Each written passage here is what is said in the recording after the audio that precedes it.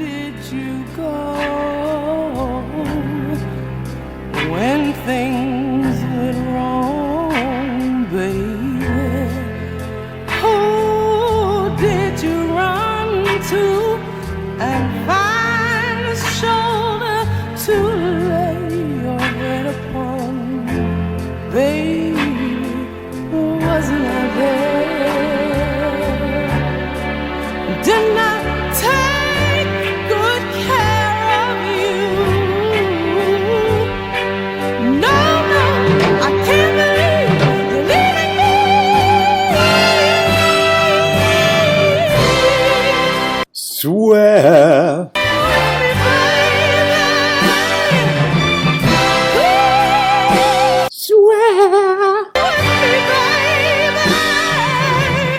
This episode of Breaking Glass, the Bowie Catalogue, like all the others before it, contains swearing. Marriage! Why? I've written the word marriage down. Marriage!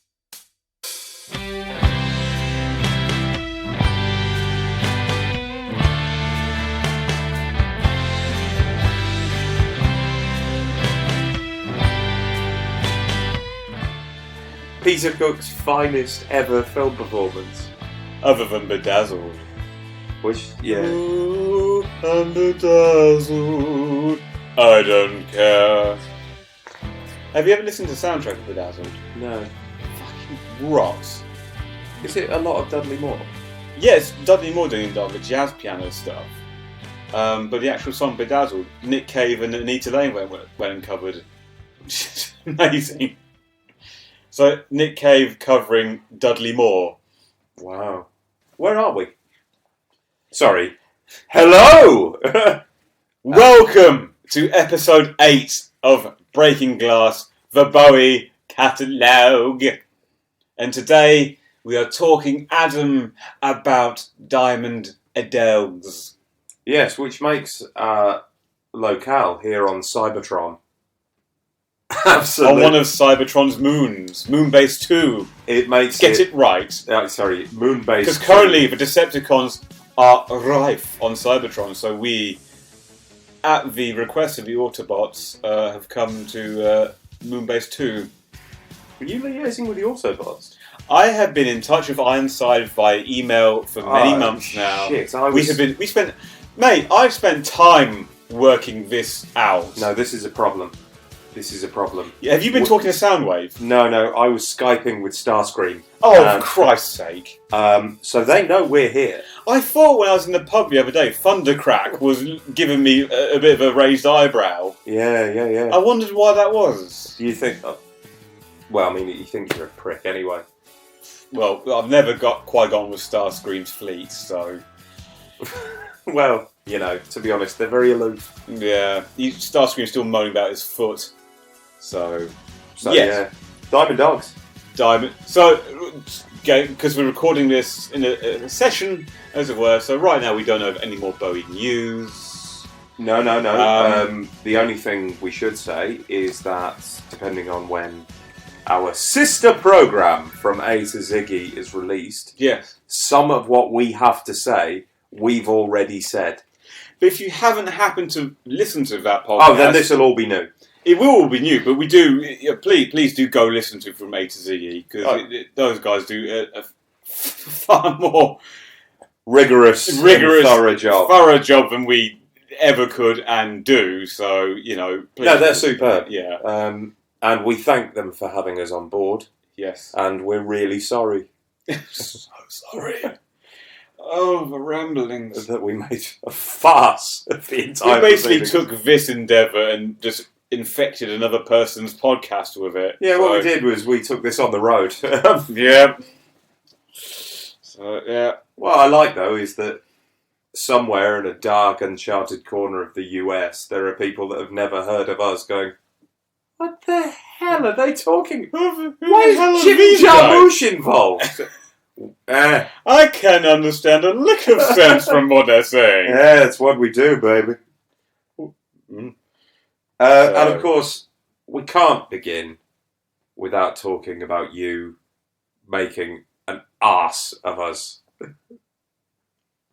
I really hoped you were going to be a gentleman and a better man about this. I'm not going to But be. clearly, I'm not gonna you be. are not a gentleman or a good man, and you basically bring my shame back to me. Yeah, I do, yeah. Yeah, I'll do that. Because you spoke confidently to our host, Thomas.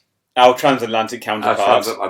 We were speaking about the short-lived persona Halloween Jack, or... He's a real cool cat. He lives on top of Manhattan Chase. As you said, but correctly, Ziggy with an eye patch.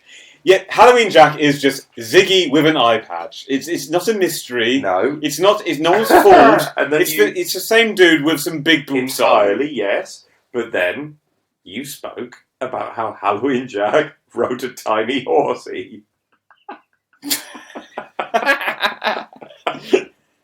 Because you misheard the lyrics and thought that Halloween Jack stroked Hunger City above the back of a tiny horsey. 20 years I've been mishearing that lyric. As I pulled you out of the oxygen tent atop of my tiny horsey. If anyone's wondering, the line is hussy. The right answer is hussy, not horsey. Which, I won't lie to you, I did think was slightly childish wordplay from Bowie. And incongruous at best. Who's to say you wouldn't ride a horsey through a deserted Manhattan? Yeah, but a tiny one. Sorry, Hunger City. A little horsey. No one ever said it was little. You guys plomped that on. I just said he rode his horse. Yeah. And then it became a little horsey. Faster, you idiot. Brilliant. Go, Tarzy, go, man. A little horse called Tarzy. Go, man, go. I've not lived that down.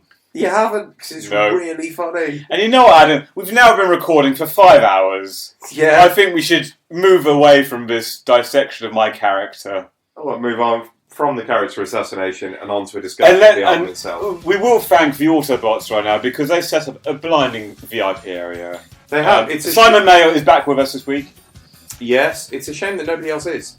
So Simon Mayo is forced to make polite conversation. I think Tewkesbury have been kept at customs at Base Moon 2 security gate. Well, I just had a text from the Lord Mayor of Tewkesbury. He says, "Bloody hell, lad, this is a joke." So he's not happy, but he's forthcoming.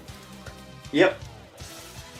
I mean, Simon Mayo, God love him, an affable man, is desperately trying to make small talk with Slipstream. I think he may be attempting to seduce her. Madam.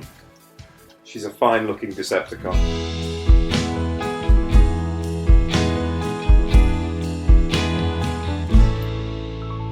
So, Diamond Dogs, released in 1974. Meets his little hussy. That's where the little came from. It's in the lyrics. Is it? Okay, right. Moving on. Meets his little horsey with his ghost Don't worry, approach. we've got all of a minute and a half of Future Legend to get to, and we'll come back to Diamond Dogs, and we can relive my great shame.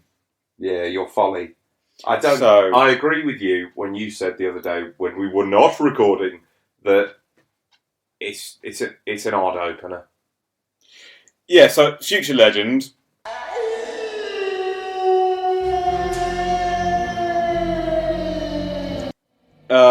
Well, it's not a song, it's an album intro. The first time Bowie would do this, I would think he'd wait till outside again to do something like this. Fleas the size of rats sucked on rats the size of cats and 10,000 peeploids. Peeploid. So, if any time you want to make something sound a bit weird and utopian, you put oids on the end of it. Yeah. Oids. And were you meaning to sound vaguely like Vincent Price then? Yes. It says there on the bottom of the lyrics, to be read in the voice of Vincent Price. Oh, I see it now, yes. Yes. No longer big wheels, fleas the size of rats, sucked on rats the size of cats, and Is that Vincent Price after the stroke? Oh, it's that actor from popular film The Tall Ships. Kingsmead and Sidney Poitier dressed as James Brown, yes. Viking by numbers, yeah. Right. If you've never seen Battleships, go look it up. Weird ass film. Yeah, ball's crazy. Richard Widmark in his underwear for most of it. Obscene. Future Legend, yes. It's an album opener. There's no real... It's not a song. It's an intro. It sets the scene. The scene for this marriage of 1984 and glam post-apocalyptic world. Yeah. Because let's just do the whole quick thing. Everyone who listens to this knows that Diamond Dogs was meant to be 1984, the musical. Belay that concept! I'm sorry, it needed to be said. But he couldn't get the sign-off from the Orwell estate. Incredibly, because he was such a fan of Rodgers and Hammerstein.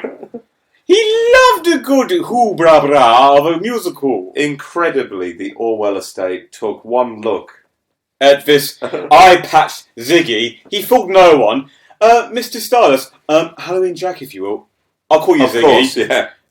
Ziggy eye patch, yeah. No, lad, no. It's a no to your musical of 1984. Is that because they're from Wigan Pier? I imagine they were, yes. Yeah. No, lad. No, Je n'ai pas de musical. 1984. From Paris, there. And then back to London. Yeah, via Wigan Pier. We covered all of Orwell's oeuvre there. Yeah, incredibly, they weren't keen. Their loss is our gain. And by howdy.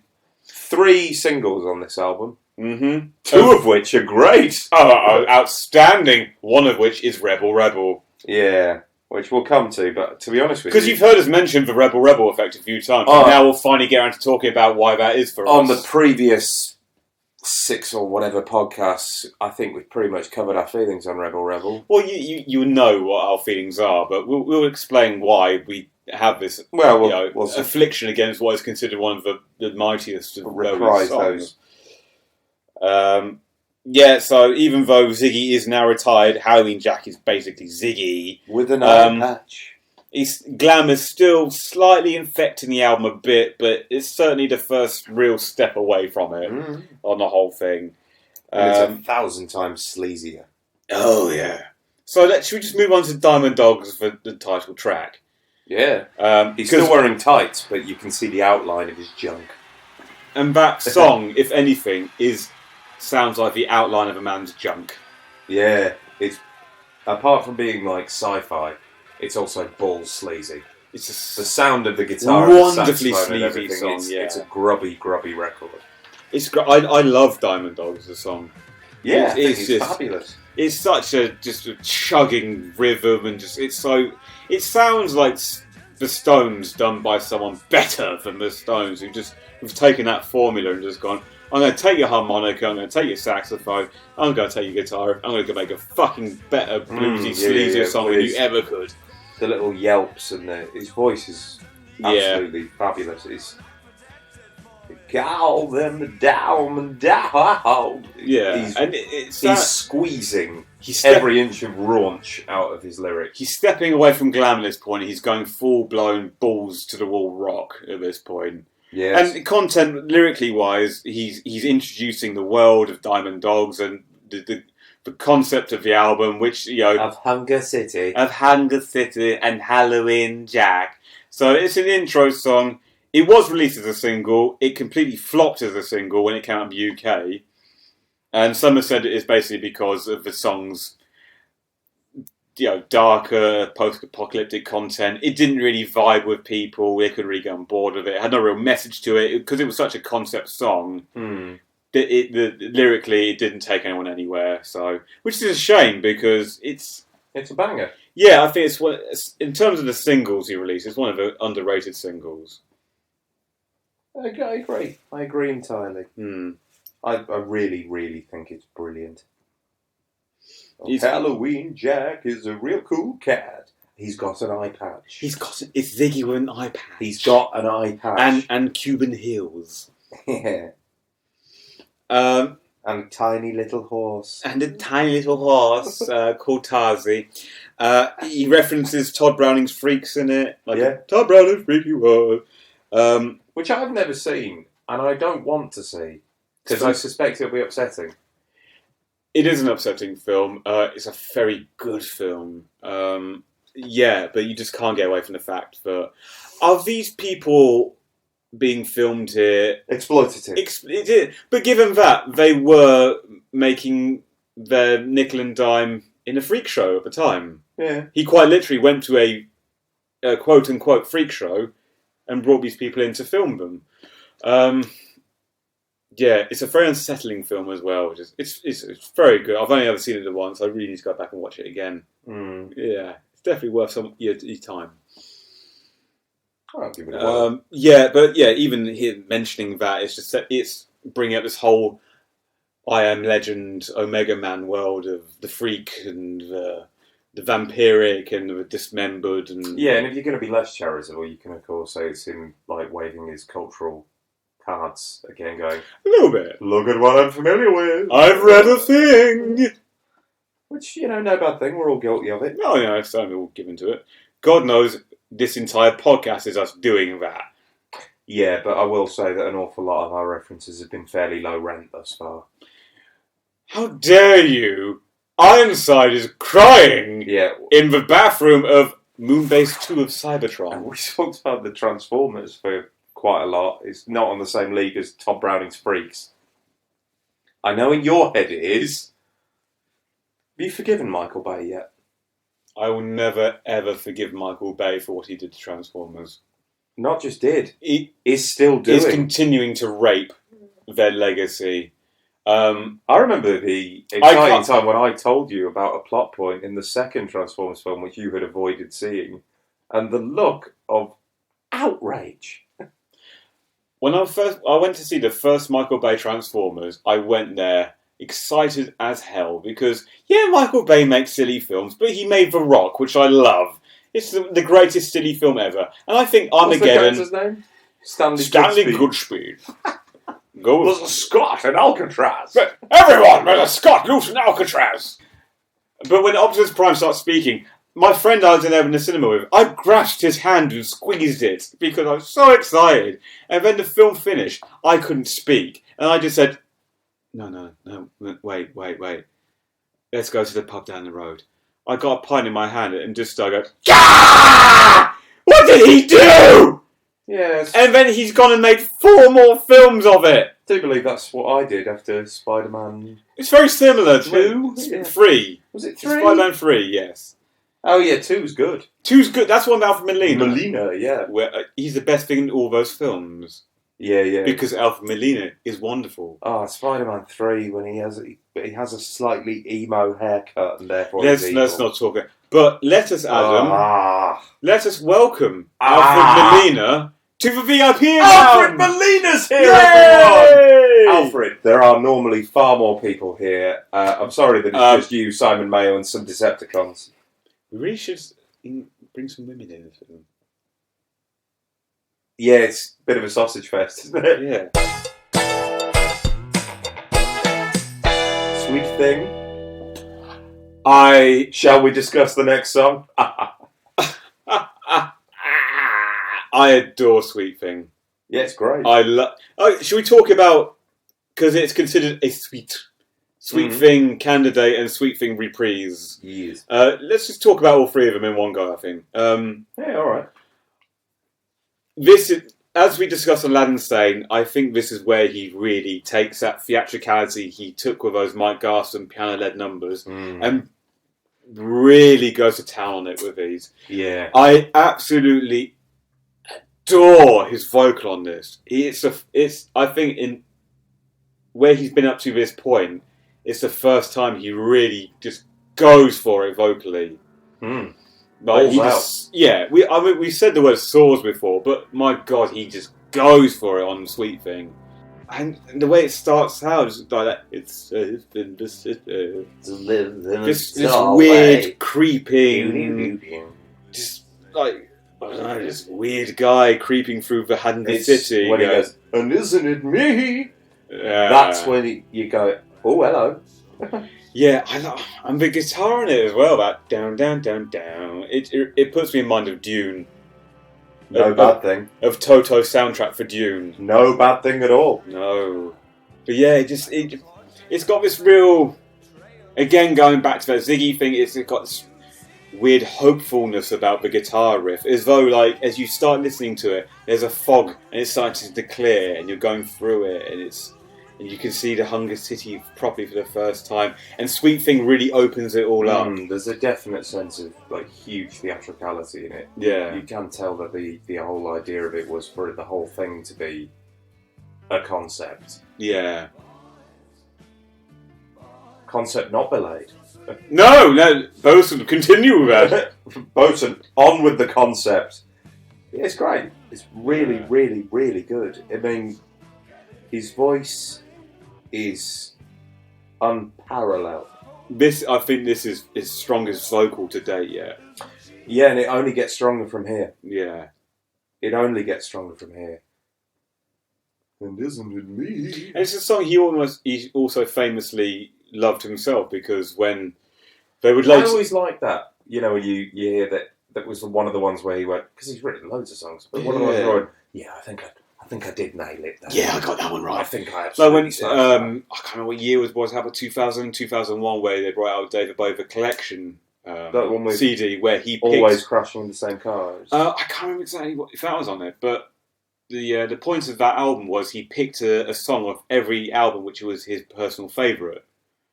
And he picked Sweet Thing. Well, that could have been the I Select thing he did for the Daily Mail.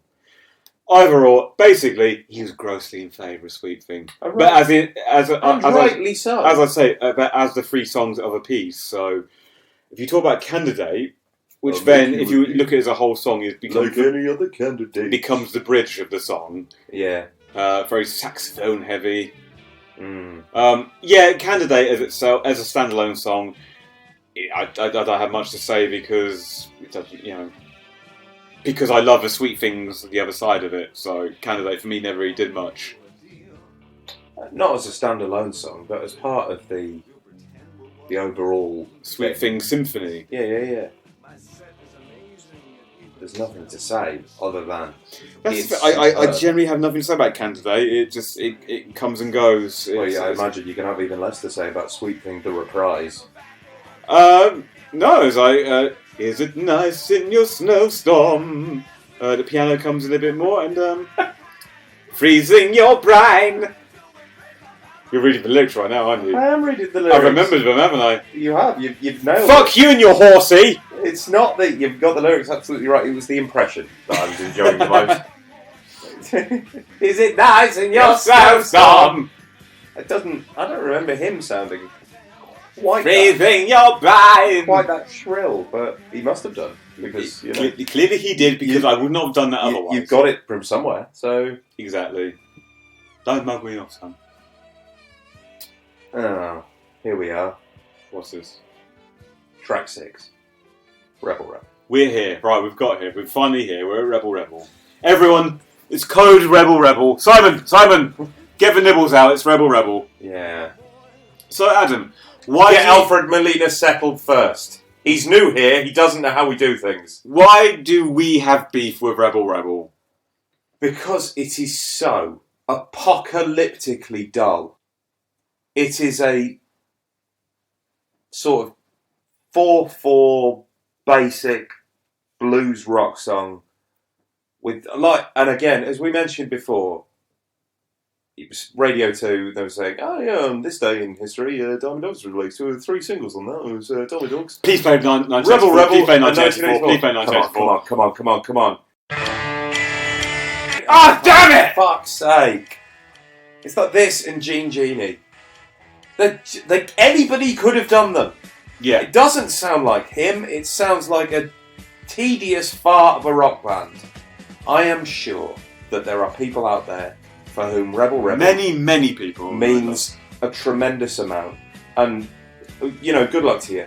And I'm Go, God. I'm thrilled for you that you will get to hear it on every friggin' Radio 2 Bowie Every program Planet ever. Rock station. But it's so dull. And I hate it when people going, oh, you like David Bowie? I do.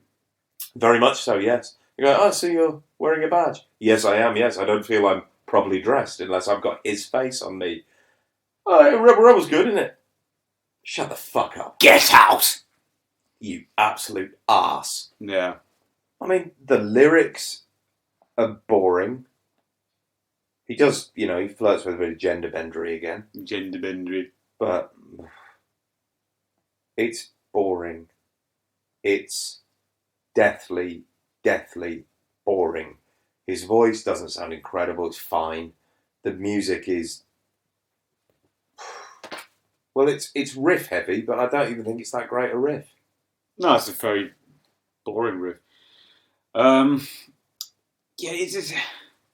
He kept it... He played it for every live show he was meant to do after this. I imagine that's because it was really easy to sing and play. Yeah. Like he said that he just couldn't reach the notes of On some Heroes. of those songs on Heroes, like, for example, when he was a bit older and they had to drop the whole thing down. Rebel, I imagine, was like his... Yeah. Almost like... I can bash this one out. Oh, you pretty things. I think you can give the old larynx a bit of a rest. Yeah. Without actually having to go and have a sit down. Yeah. No, I can... I'm completely agreeing with you. It's just... It sounds like already on the rest of this album, it sounds like a throwback song. It sounds like a song that he should have done around Ziggy Stardust time. Well, to be honest, to mention the Rolling Stones again, it could be one of theirs. It could be a Rolling Stones song. It sounds like a glam song when he was already on to better things. Yeah, when he was already bored of glam. He was already bored of glam, and so it just reeks of I've got to put a song that will get me a hit on here, and it's very much a sister track to Gene Genie, which is already a boring song in itself. Mm-hmm. And yeah, I grew up listening to this song, and it's just one that I heard so much, but not so much that... I mean, like, I've listened to Beauty and the Beast so much in my life, but I can put that song on now and listen to it with fresh ears, as though it's the first time I've ever listened to it, and I get excited by that song. Rebel bores me to absolute death. It's a boring riff, it's boring lyrics, his vocal sounds bored and uninfused.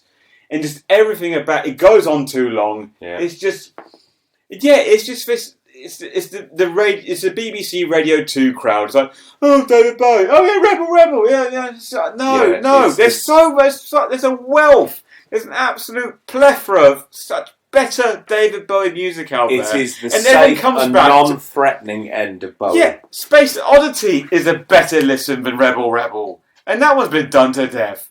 Just stop fucking playing Rebel on radio. Well, what I need to happen is for the world to stop playing it for about 5 years. Just let it rest. 5 years. Because when that happens, maybe I'll come back to it. I know. I can't... It's much like Bohemian Rhapsody, to be honest. Unless I'm 3 sheets to the wind, I can't listen to that song No, anymore. exactly, yeah. I'm bored to tears of it. Yeah. It's just... Stop. Leave it alone. Yeah. First album aside, I hate to talk ill of any Bowie song, but just I think it's nothing. It's almost nothing to do with the song itself. It's the mystique it's built around Let's it. be It's fair, just the song very is unwarranted. inoffensive. Yes, it's not a bad song. Not in the slightest. No, it's a very good song of the time. It's a solid song. Yeah, it's well built. It's well crafted. I'm bored of it. It's what it's become to a lot of people. And it's unwarranted and unnecessary, and just there's so many other good songs out there you could absolutely triumph and throw over your shoulder in celebration of it. It's like, not Rebel. There's better songs. Yeah. Come on, people. It's the safe and boring choice. Yeah. No, if we're going to celebrate, just fucking put Teenage Wildlife up there. Quite frankly, every other song on this album is better. Including Future Fucking Legend. So where do we move on from Rebel? Rock and Roll With Me. It's okay. It's not one of my favourites. Co-written with Warren Peace. Warren Peace. Warren Peace. Mercy, puns like that ain't easy. Who the hell is Warren Peace? Remind me. Because I can't for the life of me remember. I remember reading biographies about Bowie and the War and Peace being mentioned. War and Peace. War and Peace. I don't... But did he write Clive Dunn's granddad? No, that was Herbie Flowers. That was Herbie Flowers, who provided the bass on Diamond Dogs. Trying to explain to our American counterpart What Who- Clive Dunn is who or why is Clive Dunn, a thing. and why he released a song written by one of the great prog bassmen. It was a difficult experience. Which we then went and watched. Imagine a 40-year-old man dressed as an old man singing a song about how much better things were in his youth, while creepy living his youth. mid-witch cuckoo children go, "Grandad." He was very polite about the whole thing, but I was embarrassed on behalf of the nation. I was. I didn't know what to hide my face. I'm really sorry. I was more embarrassed about that than my boobery with the lyrics over Diamond Dogs. I'm really sorry about Clive Dunn. I know he wasn't a thing over there, but Yeah. Rock and Roll With Me is very short, but Rock and roll. with his me. voice is great again. He's got a great voice in this, yeah. When you rock and It's very much like roll. an arms waving in the air Yeah, thing. it's Which I think is entirely what it's created for. Fire your lighters up.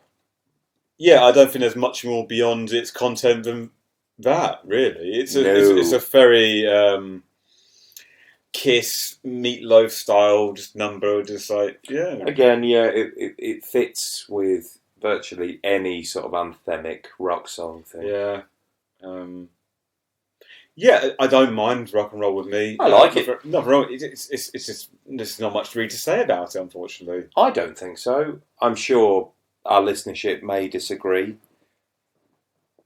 I mean, we found somebody that liked 8-line poems, so presumably somebody thinks Rock and Roll With Me is another benchmark, landmark track. The same people that think Pin-Ups is superb.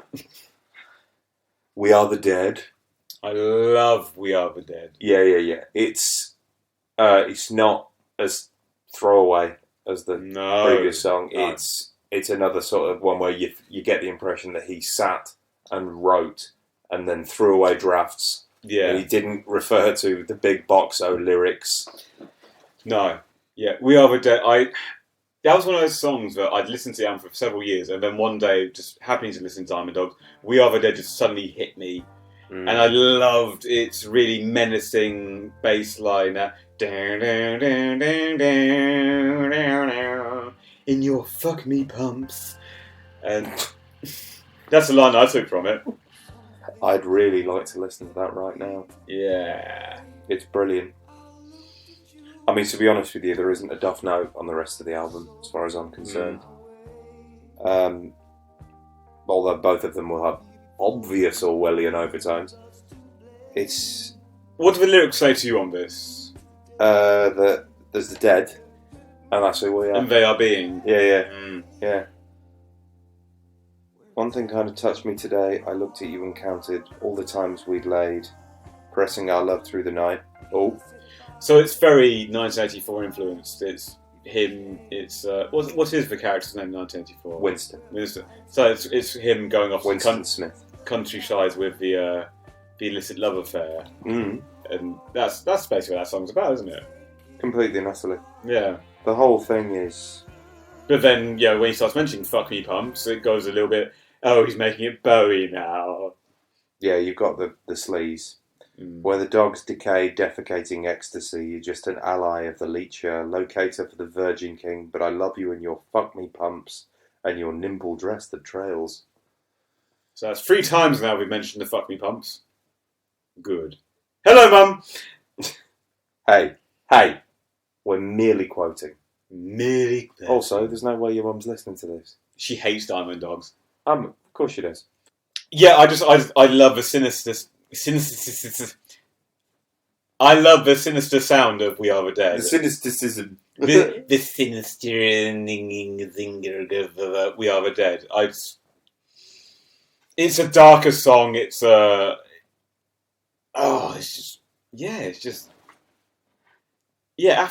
the bilge of Rebel and the lightness of touch of Rock and Roll With Me, Yeah. but We Are the Dead just brings a bit of a more just weightiness to I the really film. like the fact that there's not a regular chorus. It doesn't No, have the no. same sort of structure as, verse, chorus, Yeah. end. It is almost a narrative piece. Yeah. Like, He only even says... Almost operatic in that He way. he only says the song title like as the song kind of ends, doesn't he? We are the dead. Well, as you know, I've got the lyrics in front of me, and it says there's the "We Are the Dead" once, and then he doesn't mention that again until it's repeated at the end of the song. It's superb. The next one, my favourite song on the record, I reckon, because 1984, because of that funky as all hell guitar, the sort of old Stax guitar. It's almost a disco song. Yeah, it sounds like it does. It's got that. It does have a disco sort of sound to it, but That very baroque piano in it, Mm. in the middle of it all. yeah, it all sounds like the Wrecking Crew could have recorded it as well. Yeah, I just think it's incredible. It's funky as all get out, and it's disco without being, forgive me, but feminine. Yeah. Some disco records can sound a bit Girls' Night Out. chick friendly. Yeah. 1984, because of everything else in it, is manly song. And he does something interesting with his voice when because it swoops all over the place. Yeah. And I like how deep it is at the beginning, where he goes, "Beware the savage roar," and then up again right to the very end. 1980. Don't see. This song for me was a gateway into discovering the beyond the world of the best stuff for Bowie. Because when I was a young lad in the Midlands, Or shins and knees. my brother used to be heavily into skating and rollerblading and stuff, and he used to watch all these skate videos. And back in the day, every skater would have a section in a video, and they'd have their own little soundtrack. They'd have a song to it, mostly hip hop. Sometimes rock and all Apart that. from one guy with the laughing gnome. Yeah. My shin! But one guy, I forget the skater's name, but he had 1984. Oh, yeah. As his section Fiddly-boo. music. Fiddly-boo bomb. He had 1984 as his section music. And it was the first time beyond the best of, I'd heard, I know it was a single, but I'd never heard it. So to me, it was an album track. And I was like, David Bowie made a song like this. And it was my first introduction to really... No, so I think that's fair. I mean, it was, 1973, 74? 74. And you were born in 1986. So I don't think it's unreasonable that you weren't more than passing. I wasn't privy to his workings of the mind at the time. Quite so. It's great. It's I'm not looking forward to playing the great game with this particular record. I mean, clearly, 1984, it's just... I wonder where the inspiration for that came from. Yeah, a bit on the nose. Bit on the nose on that one, yeah. But no, I love it. It's just absolutely... It's disco before disco. It's so over the top. His vocal... over the top is right. Yeah, his vocal goes from just like... He's got a spooky voice on it. Simmer down, Lord Reith. Sorry, we've got spooky nibbles whenever Paul gets through customs on Cybertron's Moonbase 2. I mean, of course, if you're talking about 1984 being a bit on the nose, then the next track, Big Brother, is... They'll build a glass asylum. Oh, yeah. I was Where- desperately trying to remember what your university art house film effort was called. Yeah, I made a short film at uni, which is abysmal. But I called it Glass Asylum because of this song. Is that the one where you gave me a part in it as the corpse? Were you a corpse? I mean, I think I did the... No, that was another film. I did the news reader's voiceover. Yeah. Yeah. Yeah, you did that now, yeah. Yeah. That was another one was where you were a corpse, yeah. Yeah, just literally just a shot of... I mean, I'm not even the corpse that's in it, in the actual thing. I'm just there to give the actual actors An eye line for the something actors. to look at. Ah, there's a body there. we couldn't picture We that, couldn't darling. possibly imagine it. Dear heart, Ad, would you just lie down, face down on the beach? on these rocks. All right. I'll get you a pint afterwards. Yeah. I mean, I was game. Let's build a glass asylum. Ah, he's using sampling in this because that sounds sampled. Mm. I think that's probably true. Lovely bit of trumpet in the beginning. The way actually, no, I do. I really like the whole soundscape of Big Brother because it does. It has this dark city vibe about it, Hunger City, if you will.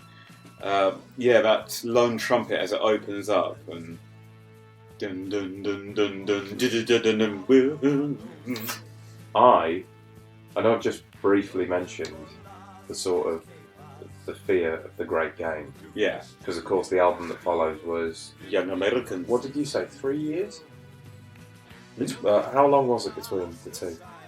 Oh, between some Young Americans? Yeah. Nothing. Nothing at all. Scary Monsters and Let's Dance. Oh, for that's 3 years. I'm conflating the two in my head. I apologise. Yeah, I think it might be this. come back to that. I have thoughts. Your right. era is.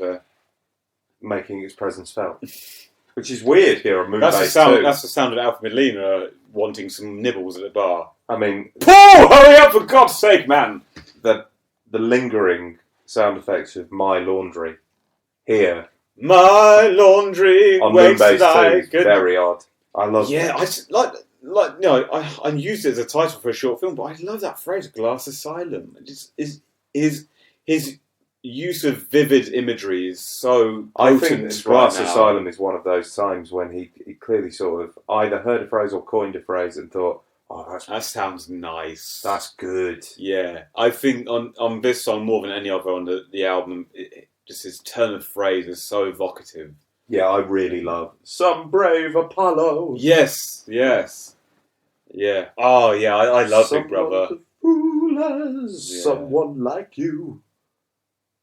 You singing it beautifully. I know. That's just remind me how much I actually love this song. I to be honest with you, my humble offerings Yes. is precisely why I've reminded myself how much I like it as well. Yes.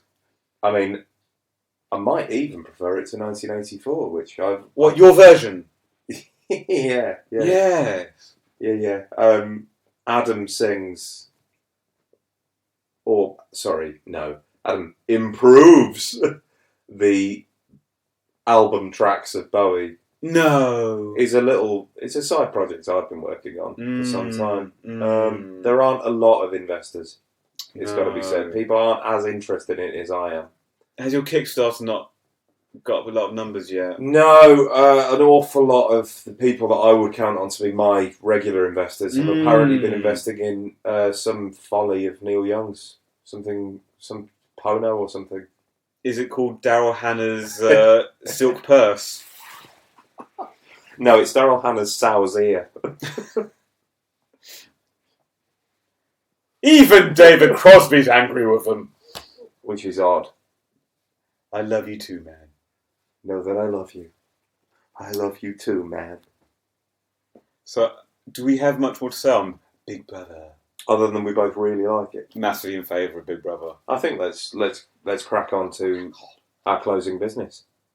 What about Chant of the Skeletal Family? Really? We would mention it. Well, I'll just read the lyrics to you briefly, and then you can discuss sorry, them. the title of the next track is Chant of the Ever-Circling Skeletal Family. How does that go, Adam? Brother, shake it up, move it up, brother, ooh. I see. Yes. And your thoughts, Adam, on this I think breathtaking... I think what that is one of the best ever song titles, which is then doesn't have anything else to do. Shake it up. Yeah, so but it's essentially an outro piece. Yeah. So Diamond Dogs has an intro and an outro track. Yeah. Ever thought much about when the way it ends? Going bruh bruh bruh bruh bruh bruh bruh. Not until you mentioned it. No. Hmm. Now I'm thinking about it as we speak. Mm-hmm. Yeah, it's alright. How's that thinking process working for you? That's the thing I'm aware of. Yes. Yeah. And yeah. You? Can you provide us any more thoughts on maybe why that was done? Nope. Can you? Not a sausage. Yeah. I mean, I can sense you reaching, going, please say something interesting because I have naught. No. You can imagine, the same way like on Pink Floyd's The Wall, where if you listen to the intro and then you listen to the whole thing, the outro actually goes into the intro, so it becomes a whole loop. Yeah. Isn't this where we came in? Bow, bow. All that bollocks. But that doesn't even do that. It just becomes stuck on the needle and just go bruh bruh bruh. So I'm basically trying to say Big Brother bruh bruh bruh bruh. Is it just supposed to be saying Big Brother never finishes, or is it always there? And, it could be, or it could be that he thought it sounded cool. There is always that option. There could not have been much more, thought behind it. Neither of us claim to be privy to, the workings of a mind. Sorry, Angie. What were your thoughts? But yeah, I mean, I'm amazed he even bothered writing his name underneath it as the I wrote this song. What am I? Yeah, it's a nothing, isn't it? It's a no outro. cover on this record. Sorry? No cover.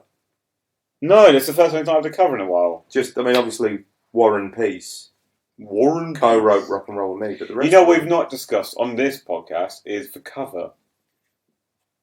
Yeah, that's true. The actual cover itself. We did it on our sister podcast. We did discuss it on the other podcast. We not discussed it on ours.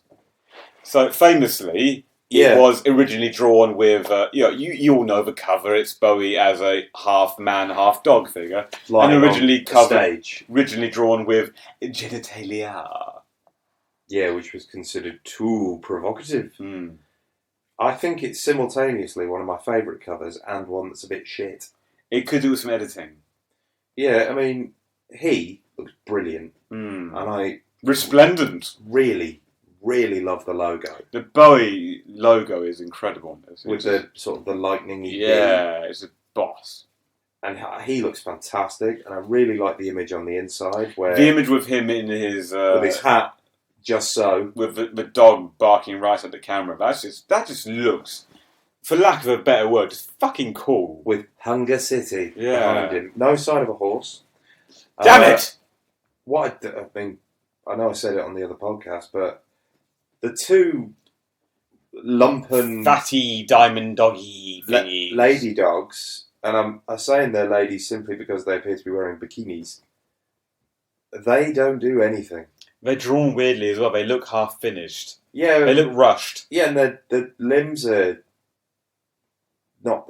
They're not uniform. They're not symmetrical. No. So, like the one on the right has just got this bloated shoulder. And the faces are off. Yeah, they don't work either. Yeah, and the hair is. Yeah, they look almost. They look vaguely ecclesiastical in a way. Hey. You don't think? Where are you getting ecclesiastical from that? I just think that the same way you'd get on a stained glass window, some weird, like, imp demon drawn or something. Oh, okay. I thought you meant they looked like a priest. Right. No, I'm saying that. Oh, right. Like priest. Some sort of priest. Or charlatan. No, I just think, it's type of, like, shitty drawing you'd get on a stained glass window of a devil. Yeah, I mean, stained glass windows. Infamous for their shitty devils. Lackluster art. Yeah. I mean, you could get rid of those, and then you'd have the sort of Manhattan, have a Hunger City, like you say, landscape. Yeah, and I love the Strangest Living Curiosities sign on the back of it. You just get rid of those. Get rid of those, and what you've got is one of the stronger album covers, I think. Apparently, versions of the original with the full genitalia exist. They've produced a few copies on vinyl. And good God, how much are those worth? I was just going to say they are now considered some of the most collectible vinyl in the world. Yeah, the cock out vinyl. I can't give you a number, but they are considered up there. Like we're talking like 20 thousands of pounds to get that. Yeah, That's the thing I'd like to own. Well, clearly, yeah, I'd like to have that as well. Not just because I assume that it's a reliable facsimile of his actual genitalia, which I've long been curious about. We can watch Manny Feltworth for that. Yeah, but not when he's in his dog form. But let us not forget, you can also see Rip Torn's dong. That's true. And a lovely discussion about the veins in a man's penis. Oh. It's a very Moisty in this heat. Oh. And talking about the Rip Torn's penis. Oh, as I climb to the top of the mountain, which I fear is insurmountable Lordy, in this heat. It is not easy. Easy is a thing that it is not, sir. It ain't easy in this heat. Yeah. Moisty. Rip Torn's penis. Yeah. Something else. Right. Favourite song? Great Favourite game. song on Diamond Dogs? Again,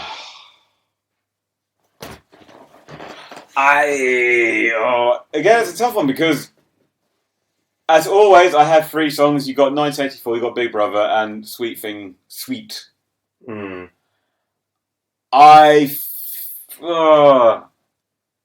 no, We Are the Dead as well. I love We Are the Dead. It's really hard. And I love Diamond Dogs. It's a great album. It's one of those albums I always forget about the canon, but I like Diamond Dogs much more than I even give it credit for myself. Yeah. I prefer it to Aladdin Sane as a whole album, as a piece. It's a more cohesive album. Yeah. It's got more sense of purpose to it. We are the dead. I just love the opening of Sweet Thing. It's safe in the city to make love in the dark. It isn't me. Oh no! I was about to say Big Brother, but as soon as you said that, I was like, oh no, I love Sweet Thing.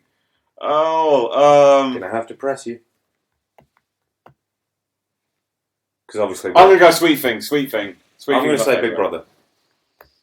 That's a very close second for me, but Sweet Thing for me.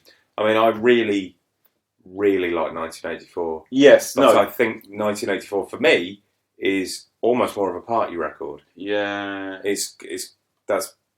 I know it seems like an odd thing to say about this record, but that's where you get your dancing shoes on. Oh yeah, and don't get me wrong, I say Sweet Thing, but Big Brother 1984 and We Are the Dead are literally like behind them, squeezing through the door. I mean, as we said before, though, like you claim it's your favourite, but you're not saying that the rest of them are then going to be burnt to ashes. Yeah, they're all good. Yeah, and in terms of the great game, I think it might be the only time I've gone.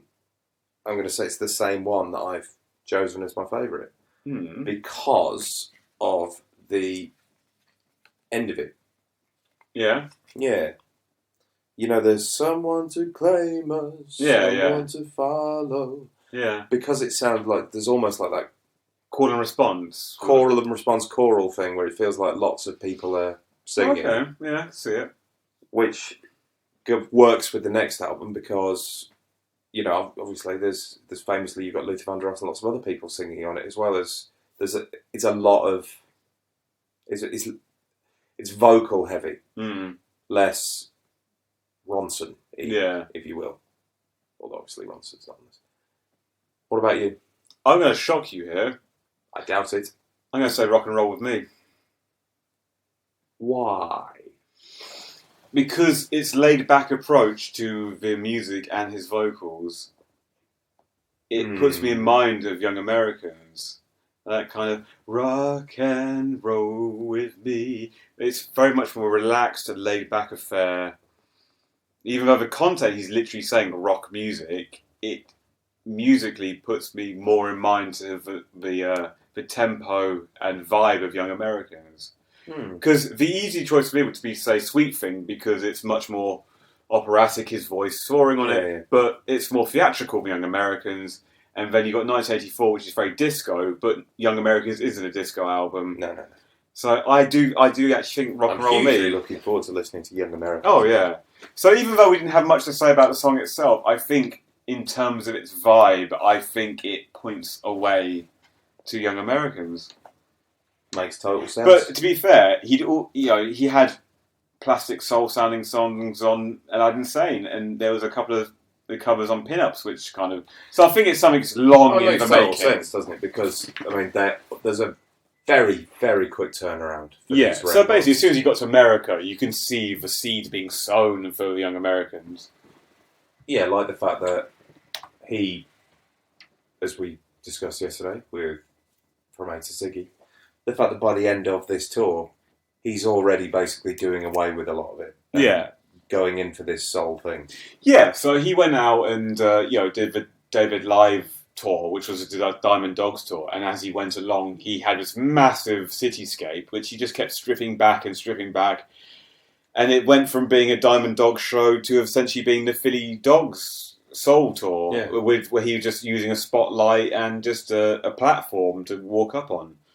Which, again, as we mentioned on that podcast, what artist would have the balls? The sheer chutzpah. To start out a tour, sell it out, and say, by the end of it, by the time I get to your city... I've totally changed my mind. That thing you bought a ticket for about 4 months ago... Doesn't exist anymore, and now I've got new songs. I'm doing something else. Yeah, I've got new songs now, and I've got a new backing band. Yeah, so... that's why we love David Bowie. Yeah. Yeah. So... you can never say that he suffered from a paucity of ideas. No. He had many. So overall, in the great scheme of things, I always forget about Diamond Dogs in a way. But it's an album that does deserve to be cherished more than I think it is in the popular conscious. I certainly cherish it. Yeah. Although, that said, if I was forced to come up with some sort of top 5 album scenario, I don't think it would. He wouldn't be in there. He would certainly be in the higher tier. Oh, yeah. But yeah, it probably wouldn't make top 5. It's a good, solid record. Yeah. Yeah, and like I said, I think I prefer it to Aladdin Sane as a whole. As I say, it's more cohesive. Yeah.